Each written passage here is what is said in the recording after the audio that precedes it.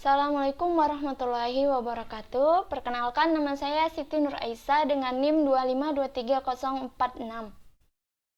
Di sini saya akan mempresentasikan mengenai materi deadlock, yaitu tentang pengertian deadlock, model deadlock, dan cara mengatasi deadlock. Yang pertama, masuk ke pengertian deadlock. Deadlock ini adalah proses menunggu suatu kejadian tertentu yang tak pernah terjadi. Kumpulan proses berkondisi deadlock bila setiap proses yang ada di kumpulan itu menunggu suatu kejadian yang hanya dapat dilakukan oleh proses lain yang juga berada di kumpulan itu. Nah, contohnya saya dan teman saya berada di dalam suatu ruangan yang dimana di situ saya hanya memiliki satu pena dan teman saya hanya memiliki selembar kertas. Ketika kami diminta untuk menuliskan sesuatu, saya meminjam kertas kepada teman saya. Dia menolak karena dia membutuhkan kertas tersebut. Sebaliknya, teman saya meminjam pulpen kepada saya menolak karena saya juga membutuhkan pulpen tersebut.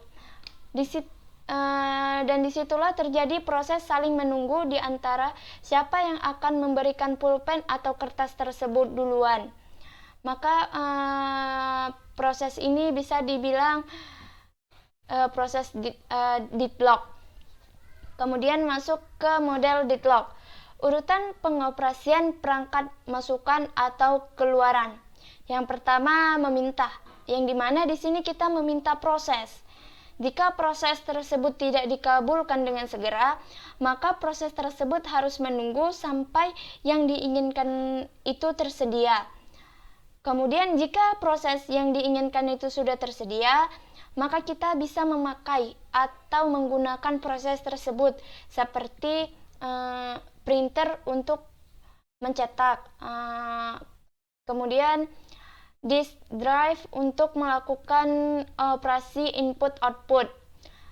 Setelah kita menggunakan proses tersebut, kita melepaskan proses tersebut.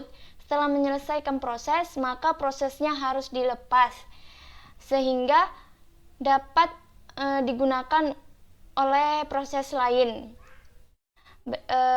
Itulah model deadlock. Kemudian lanjut ke metode mengatasi deadlock. Metode mengatasi deadlock yang pertama yaitu metode pencegahan, yang dimana metode pencegahan ini dilaksanakan pada saat deadlock belum terjadi pada sistem, yang dimana inti dari metode ini untuk memastikan agar sistem tidak akan pernah berada pada kondisi deadlock. Yang kedua yaitu metode penghindaran. Metode penghindaran ini yaitu memprediksi apakah tindakan yang diambil sistem ada kaitannya dengan permintaan proses akan sumber daya, dapat mengakibatkan terjadinya deadlock. Kemudian yang ketiga yaitu metode deteksi dan pemulihan. Nah, pada sistem yang sedang berada pada kondisi deadlock, tindakan yang harus diambil yang bersifat represif. Tindakan tersebut yaitu dengan mendeteksi adanya deadlock, kemudian bisa memulihkan kembali sistem. Proses pendeteksian akan menghasilkan informasi apakah sistem sedang deadlock atau tidak, serta proses mana yang mengalami deadlock.